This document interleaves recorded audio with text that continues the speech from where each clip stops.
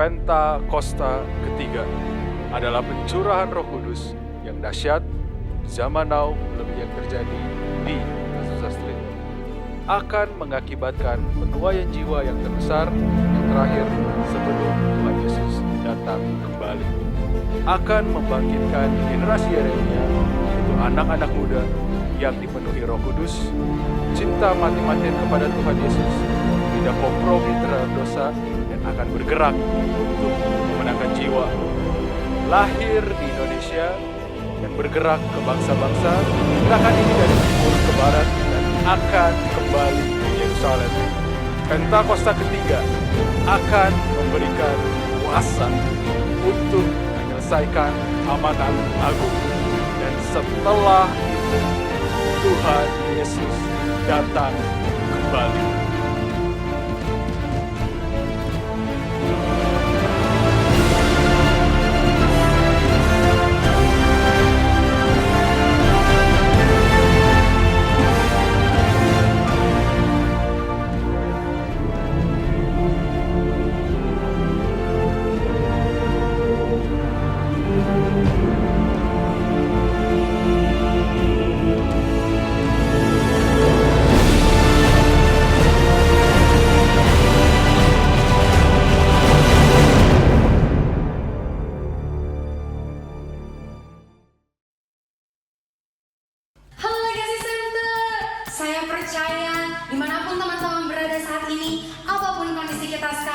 Tuhan Yesus dan janjinya selalu indah untuk setiap hidup kita. Amin. Amin. Sama-sama kita bertepuk tangan. Kita mau bersukacita menyanyikan lagu ini. Bagaikan air sirami tanah desa, rasa sejuk menyegarkan. Bagai cahaya mentari hangat memelukku, damai di jiwaku, lembut indah tutur katamu, terangi jalanku, menghibur hatiku, memberi pengharapan untuk selamanya, sampai selamanya. Perkataanmu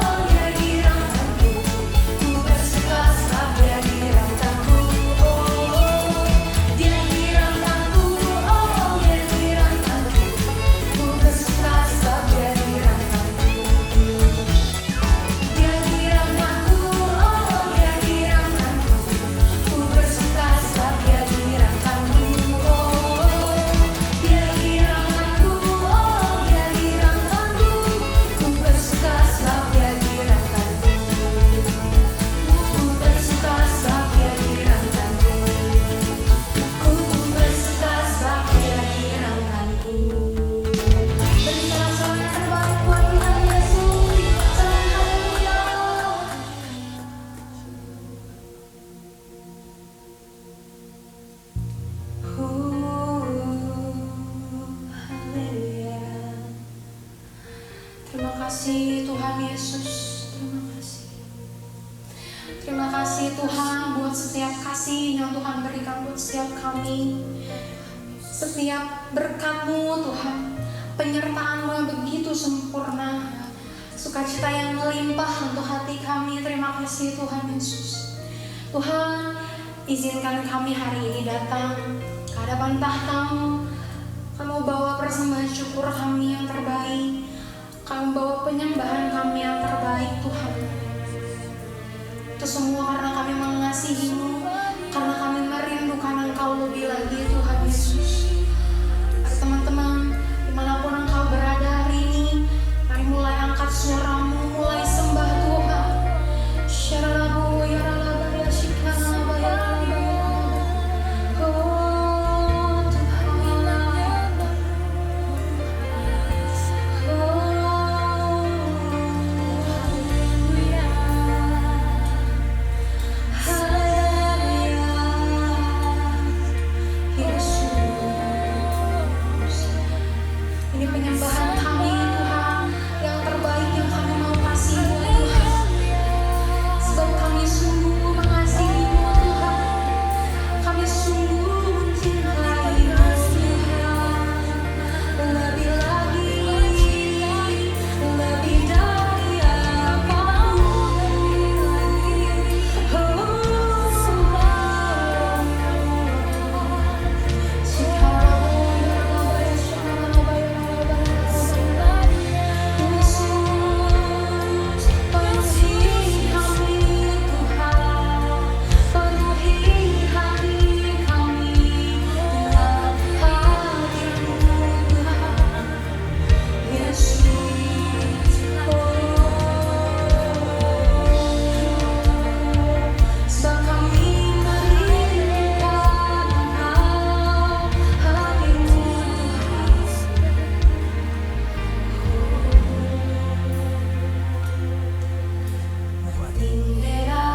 Desired in my life, Lord, to thirst and hunger after You alone.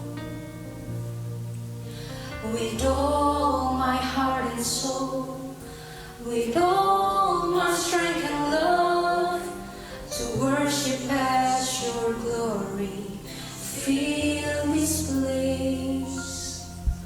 One thing that I desire in my life, Lord, to thirst and hunger after You alone. With all my heart, with all my heart and soul, with all my strength and love, to worship as Your glory fill this place.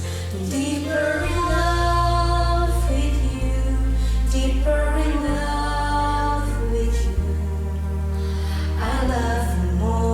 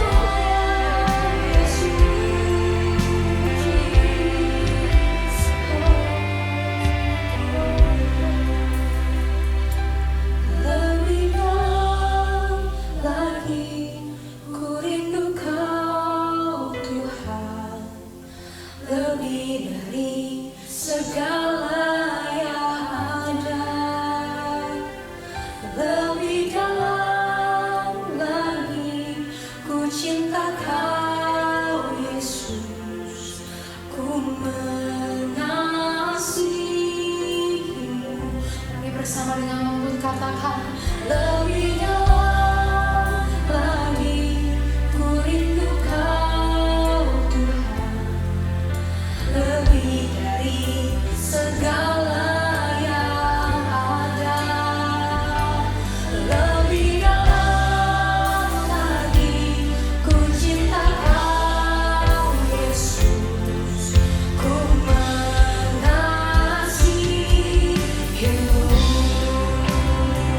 Kau sudah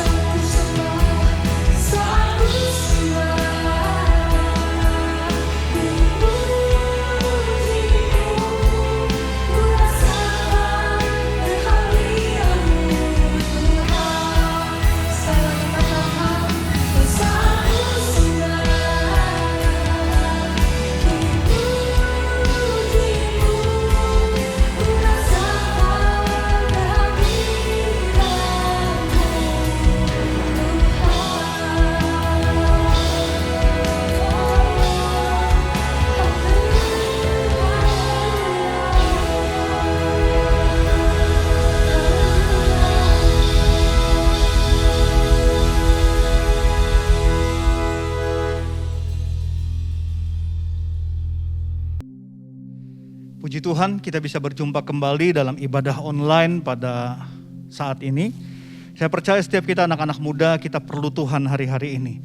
Kita perlu untuk mendengar suara Tuhan. Kita perlu tuntunan Tuhan. Yang setuju katakan amin. Mari tundukkan kepala kita berdoa. Tuhan, kami bersyukur untuk semua anugerah yang Tuhan sudah berikan bagi kami.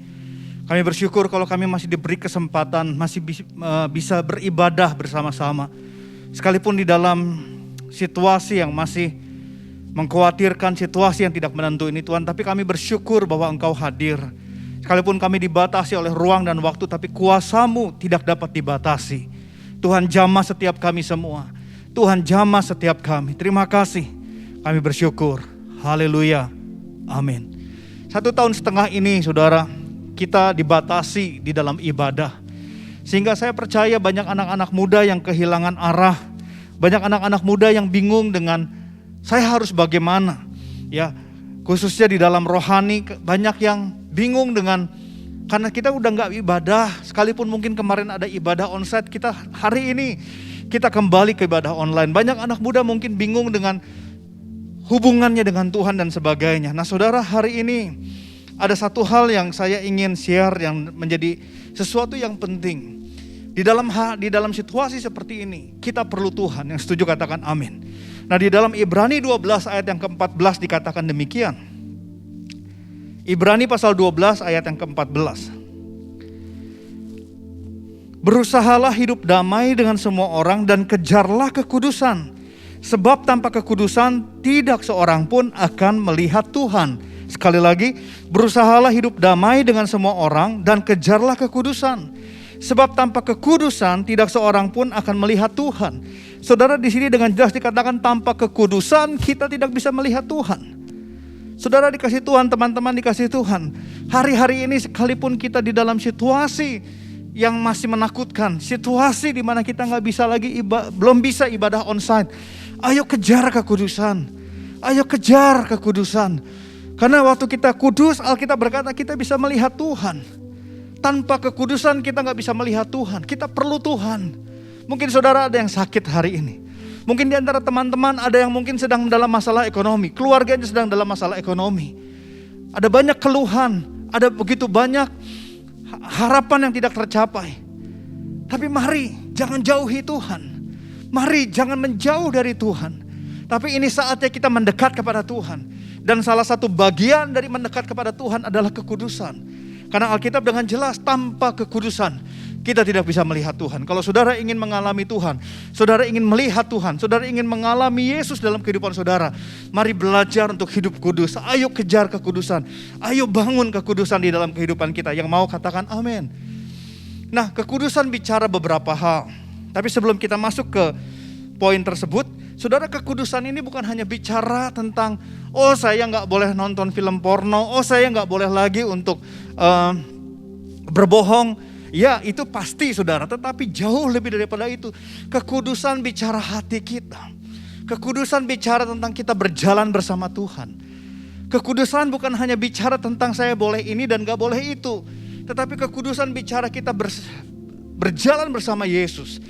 Matius 16 ayat 24 berkata, Matius 16 ayat 24, lalu Yesus berkata kepada murid-muridnya, setiap orang yang mau mengikut aku, ia harus menyangkal diri dan memikul salibnya dan mengikut aku. Saudara, yang perlu kita lakukan, bicara kekudusan, bicara membawa Tuhan, menghadirkan Tuhan dalam setiap perjalanan hidup kita. Di kamar, ketika kita lagi belajar, bahkan ketika kita main game, ketika kita sedang chat sama orang lain, ayo bawa Tuhan. Waktu kita menghadirkan Tuhan di setiap aspek kehidupan kita, mengikut Yesus. Alkitab berkata, kamu gak bisa jadi muridku kalau kamu gak pernah ikut aku. Kamu gak pernah sangkal diri, pikul salib. Artinya kita bawa Yesus dalam setiap aspek kehidupan kita. Waktu kita membawa Yesus dalam setiap aspek kehidupan kita, maka buahnya adalah kebenaran. Jadi waktu kita diperhadapkan pada cobaan, kita gak mungkin lepas daripada pencobaan. Ada cobaan dosa. Saudara, kita akan mulai belajar untuk, karena ada Tuhan, saya memilih untuk tidak berdosa. Karena ada Tuhan, saya memilih untuk hidup benar. Bukan hanya sekedar saya tidak berdosa itu karena saya takut nanti Tuhan mau hukum saya. Bukan, tapi karena Tuhan ada bersama kita. Saudara mesti mengerti ini, bahwa kekudusan bicara Tuhan berjalan bersama kita. Kekudusan bicara tentang Tuhan ada di dalam kita. Kekudusan bicara tentang aku mengikut Tuhan. Ketika saya berjalan bersama Yesus dan saya sadar bahwa Yesus ada bersama saya, waktu saya diperhadapkan pada cobaan dosa, saya akan mulai berkata sama diri saya sendiri, karena ada Yesus dalam diri saya, karena ada Yesus bersama saya memilih untuk tidak berdosa. Saya memilih untuk tidak melakukan hal-hal yang tidak benar. Sekalipun saya mungkin gak enak, sakit rasanya. Rasanya gelisah. Tapi itu yang disebut dengan sangkal diri, karena ada Yesus di dalam kita. Jadi anak-anak muda, mari. Kekudusan bukan hanya bicara boleh ini dan boleh itu. Kekudusan bicara berjalan bersama Yesus. Kekudusan bicara Yesus tinggal di dalam kita dan kita tinggal di dalam Dia. Yang mengerti katakan amin. Sucikan dan kuduskan hati ini untuk layak menghadap hadirat-Mu. Tubuh jiwa rohku ku serahkan padamu, ku menyembahmu. Tinggikan nama-Mu ya Tuhan, mulialah nama-Mu ya Tuhan. Tiada lain seperti Engkau ya Allahku, besar kuasa-Mu.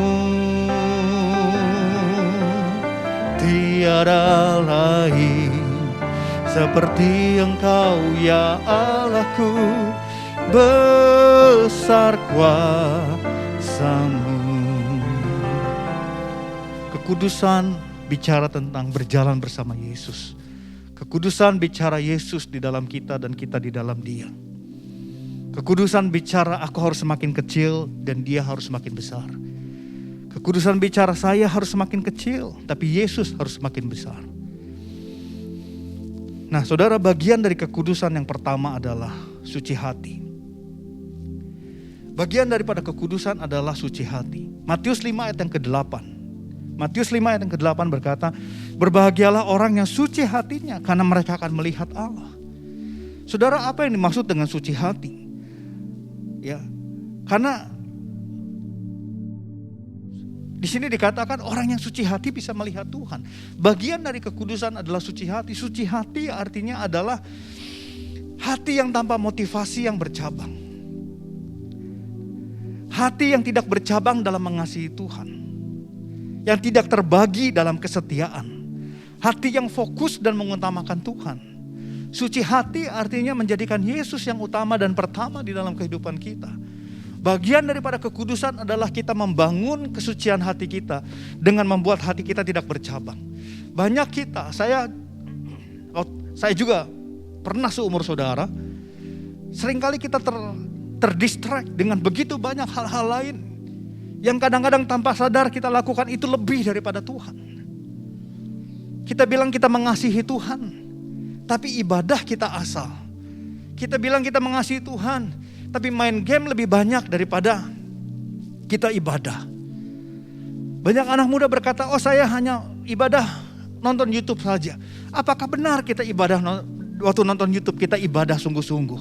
Hati kita terarah kepada Tuhan. Ibadah bukan masalah onsite dan online. Ibadah bicara tentang kesucian hati kita. Ibadah bicara tentang apakah kita fokus dan mengutamakan Tuhan di dalam hidup kita. Sekalipun kita onsite, ibadah onsite, tapi hati kita bercabang. Kita sedang tidak membangun kesucian hati, dan orang yang tidak suci hatinya tidak mungkin melihat Tuhan. Anak-anak muda, mari hari ini, yuk kita introspeksi sama-sama.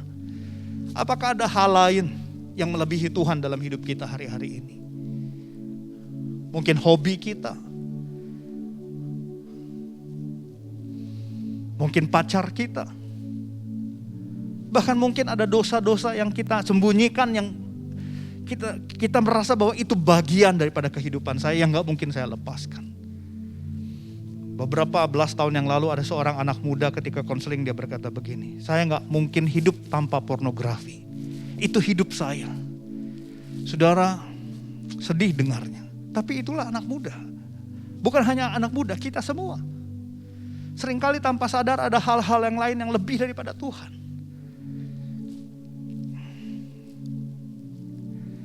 Suci hati, bicara hati yang tidak bercabang. Suci hati, bicara hidup kita yang tidak terbagi. Bagian dari kepada kekudusan yang pertama adalah suci hati. Mazmur 86 ayat yang ke-11 berkata, tunjukkanlah kepadamu jalanmu ya Tuhan, supaya aku hidup menurut kebenaranmu. Bulatkanlah hatiku untuk takut akan namamu.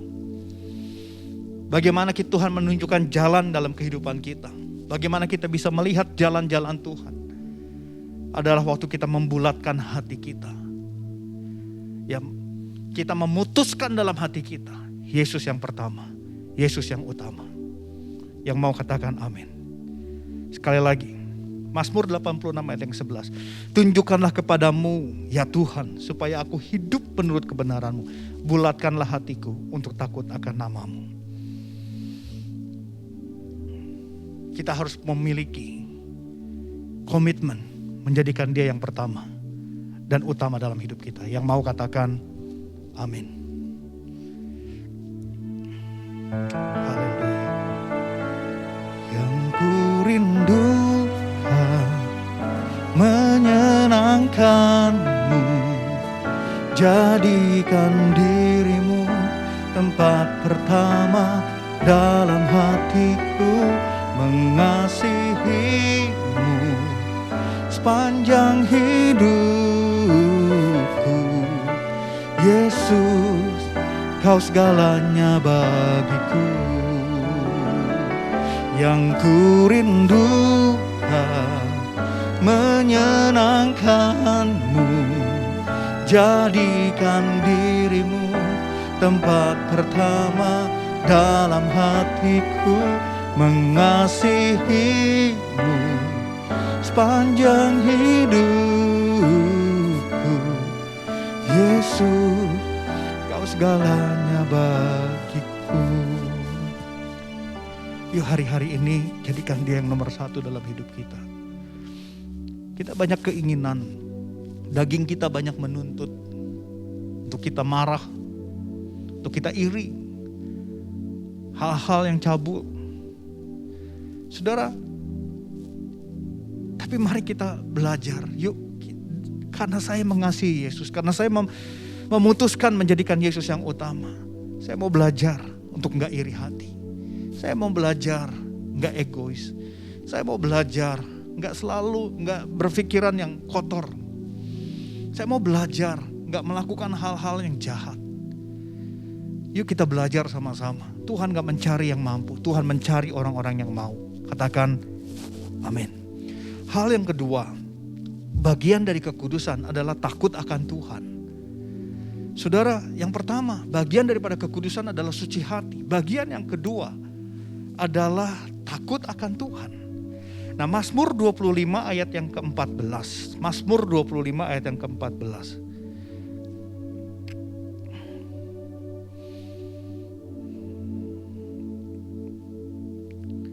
Dikatakan demikian, Tuhan bergaul karib dengan orang yang takut akan Dia, dan perjanjiannya akan diberitahukannya kepada mereka. Saudara, Tuhan bergaul karib, artinya Tuhan mau bersekutu hanya kepada orang-orang yang takut akan Dia. Bagian daripada kekudusan adalah takut akan Tuhan. Bagian daripada kekudusan adalah kita belajar untuk menghormati Tuhan. Saudara, kata takut di sini, di dalam Bahasa Yunaninya ditulis dengan kata yare yang artinya adalah keseganan yang berhubungan erat dengan sikap mengagungkan Tuhan. Sikap hikmat dan kusuk. Ya, sikap itu juga digambarkan dengan ekspresi tubuh kita. Nah, saudara, kita tahu Tuhan kita itu kudus. Dan Tuhan mau kita menghormati kekudusannya. Nah, banyak anak muda termasuk kita, ya bukan hanya anak muda, termasuk orang-orang percaya, banyak gak menghormati Tuhan, gak takut akan Tuhan. Seringkali kita hanya berpikir Tuhan baik, saya percaya Tuhan baik luar biasa. Tetapi seringkali kita, saya gak peduli sama Tuhan. Waktu kita mengacuhkan Tuhan, kita mulai gak punya takut akan Tuhan. Kita mulai gak punya fear of God. Dan waktu kita gak punya takut akan Tuhan, disitulah awal kita jauh daripada hadirat Tuhan. Gak mungkin kita bisa bergaul karib apalagi melihat jalan-jalannya atau melihat Tuhan di dalam kehidupan kita. Tuhan hanya akan memperlihatkan jalan-jalannya waktu kita belajar menghormati Dia. Belajar takut akan Tuhan. Tuhan kita bukan Tuhan yang menghukum. Tuhan kita bukan yang berarti, saya berdosa, tiba-tiba ada petir datang. Bukan. Tuhan kita baik. Tapi mari kita menghormati kebaikannya. Karena Dia begitu baik, mari kita hormati anugerahnya. Mari kita hargai anugerahnya.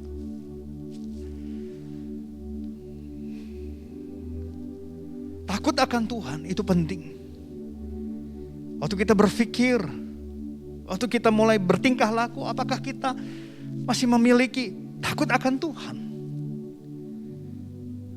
Atau kita udah gak peduli? Gak peduli, gue gak takut.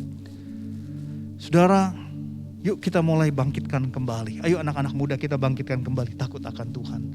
Sekalipun kita gak di gereja dalam ibadah kita hari-hari ini. Tapi Tuhan tetap ada di kamarmu. Ketika kamu belajar, bahkan ketika main handphone, ketika dimanapun kita berada, Tuhan ada dan hormati Tuhan. Ayo takut akan Tuhan. Ada beberapa orang menjadi tidak takut akan Tuhan itu dikarenakan dua hal. Seringkali kita menjadi kurang ajar itu karena kebiasaan. Ya saudara, kebiasaan. Kita merasa biasa, gak masalah. Saudara, di dalam Imamat 10 pasal 10 ayat 1-3 saya akan bacakan. Imamat 10 ayat 1-3. Kemudian anak-anak Harun, Nadab dan Abihu masing-masing mengambil perbaraannya, membubuh api ke dalamnya serta menaruh ukupan di atas api itu. Dengan demikian mereka mempersembahkan ke hadapan Tuhan api asing yang tidak diperintahkannya kepada mereka. Maka keluarlah api dari hadapan Tuhan lalu menghanguskan keduanya sehingga mati di hadapan Tuhan. Ayat ketiga, berkatalah Musa kepada Harun, inilah yang difirmankan Tuhan. Kepada orang yang karib kepadaku kunyatakan kekudusanku. Dan di muka seluruh bumi akan kuperlihatkan kemuliaanku. Dan Harun berdiam diri. Kenapa ketiga anak Harun? Ya, Nadab, Abihu, dua anak Harun, Nadab dan Abihu itu mati, saudara. Dia cuma melakukan apa yang harus dilakukan sebagai imam. Ya, tapi Alkitab berkata mereka menaruh api asing. Maaf ya saudara, teman-teman, emang api itu ada berapa macam ya? Ada api asing, ada api dalam negeri begitu. Api ya api. Tapi yang membuat api itu jadi asing adalah sikap hati mereka. Mereka gak menghormati Tuhan. Mereka merasa, oh ini memang setiap hari saya lakukan kok. Kebiasaan yang dilakukan. Dan disitulah Tuhan berkata, hanya kepada orang yang karib kuperlihatkan kemuliaanku, kunyatakan kekudusanku. Jadi saudara, takut akan Tuhan itu seringkali menjadi luntur karena kebiasaan. Udahlah, kita mungkin masih berdoa tapi hati kita gak lagi takut akan Tuhan. Kita mungkin masih ibadah tapi hati kita udah gak takut akan Tuhan karena kita biasa. Kita biasa bahkan dalam dosa. Gak apa-apa, dosa kecil. Gak apa-apa, ada yang lebih jahat dari saya, ada yang lebih nakal dari saya. Saudara, tangan kita itu kalau luka, ya saudara, kemudian misalnya tangan kita luka, kemudian kita obati, saudara, begitu. Tangan kita itu ada, ya, disebutnya akan baal, ya. Kalau misalnya tangan kita dikasih api saja, pertama panasnya luar biasa. Tapi kalau kita biasain terus lama-lama jadi baal. Api itu nggak jadi panas lagi, saudara. Nah, seringkali hidup kita menjadi baal karena kebiasaan. Yuk hari ini kita lakukan semua dalam hidup ini. khususnya kepada Tuhan. Jangan lagi menjadi kebiasaan. Yang kedua, kenapa kita bisa menjadi tidak takut akan Tuhan? Karena sombong. Kita merasa bisa, uang saya bisa, kepintaran saya bisa, saya punya koneksi orang tua saya dan sebagainya dan sebagainya. Saudara, waktu kita mulai merasa bahwa kita lebih bisa daripada Tuhan, disitulah kita gak menghormati Tuhan. Kita merasa lebih hebat daripada Tuhan. Lucifer jatuh karena dia merasa dia bisa seperti Allah. Kita pun sama. Kita gak mungkin hidup di dalam kekudusan tanpa kita punya takut akan Tuhan. Dan gak mungkin kita punya takut akan Tuhan waktu kita masih memiliki kesombongan.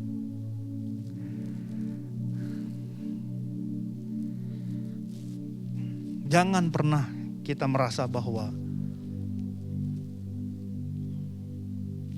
kita bisa melakukan segala sesuatu sendiri. Kalaupun hari ini kita dicukupkan dengan materi, dengan orang tua yang baik, bersyukur untuk semuanya. Bukan merasa, oh saya bisa, tanpa Tuhan saya bisa. Saudara, inilah awal dari kejatuhan. Mari hari ini, anak-anak muda, yuk kita bangun kekudusan dalam hidup ini. Di masa-masa sulit seperti ini kita perlu Tuhan. Tapi bagaimana kita bisa engage sama Tuhan, kita bisa dekat sama Tuhan waktu kita membangun kekudusan. Yang mau katakan amin. Mari tundukkan kepala kita.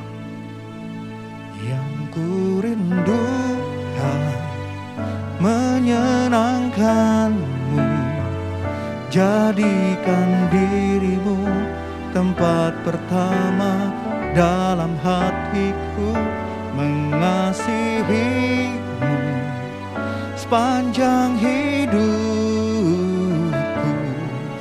Yesus, kau segalanya bagiku. Yang ku rindukan menyenangkanmu, jadikan dirimu tempat pertama dalam hatiku, mengasihimu sepanjang hidupku. Yesus, kau segalanya bagiku. Yesus, kau segalanya bagiku. Yesus, kau segalanya bagiku.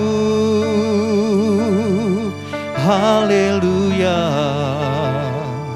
Kami perlu Engkau Tuhan. Yesus, Tuhan Yesus. Sidiara labala baraya rana masandarana narambo. Mari anak-anak muda angkat tangan kita sembah Dia. Haleluya.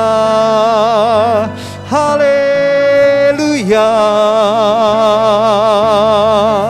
Kiara labaya rana masandara yara basande. Yesus Tuhan kami, Yesus segalanya bagi kami. Haleluya.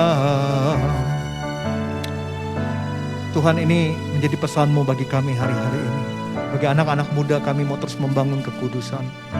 Bukan sesuatu yang mudah Tuhan, tapi kami mau belajar karena kami perlu Tuhan hari-hari ini. Kami harus membangun sebuah dasar yang benar, sebuah hubungan, chemistry dengan Tuhan yang benar. Sehingga kami tahu Tuhan, waktu kami belajar hidup kudus, kami bisa melihat Tuhan. Kami perlu Tuhan hari-hari ini, kami perlu jalan-jalan-Mu hari-hari ini. Tolong kami Tuhan, tolong setiap anak-anak-Mu Tuhan. Kami bersyukur untuk semua anugerah dan kebaikan-Mu. Terima kasih, berkati anak-anak-Mu. Tuhan jamah, Tuhan lawat. Saat ini dimanapun anak-anak-Mu sedang berada, Tuhan jamah dalam nama Tuhan Yesus. Terima kasih, terima kasih. Di dalam nama Tuhan Yesus kami sudah berdoa. Haleluya. Amin. Angkat tangan saudara, terimalah berkat Tuhan. Kasih karunia yang berlimpah-limpah daripada Allah Bapa, di dalam anak yang tunggal Yesus Kristus. Persekutuan yang manis dengan Roh Kudus menyertai saudara sekalian mulai hari ini sampai Tuhan Yesus datang menjemput kita di awan-awan dan bahkan sampai selama-lamanya. Yang percaya bersama-sama katakan amin. Dalam lindungan Allah, orang yang duduk dalam lindungan yang maha tinggi dan bermalam dalam naungan yang maha kuasa akan berkata kepada Tuhan, tempat perlindunganku dan kubu pertahananku, Allahku yang kupercayai. Sungguh, Dialah yang akan melepas engkau dari jerat penangkap burung, dari penyakit sampar yang busuk. Dengan kepaknya, Ia akan melindungi engkau. Di bawah sayapnya, engkau akan berlindung. Kesetiaannya adalah perisai dan pagar tembok. Engkau tak usah takut terhadap kedahsyatan malam, terhadap panah yang terbang di waktu siang, terhadap penyakit sampar yang berjalan di dalam gelap, terhadap penyakit menular yang mengamuk di waktu petang. Walau 1000 orang rebah di sisimu dan 10.000 di sebelah kananmu, tetapi itu tidak akan menimpamu. Kau hanya menontonnya dengan matamu sendiri dan melihat pembalasan terhadap orang-orang fasik. Sebab Tuhan, Dialah tempat perlindunganmu. Yang maha tinggi telah kau buat tempat perteduhanmu. Malapetaka tidak akan menimpa kamu, dan tulah tidak akan mendekat kepada kemahmu. Sebab malaikat-malaikatnya akan diperintahkannya kepadamu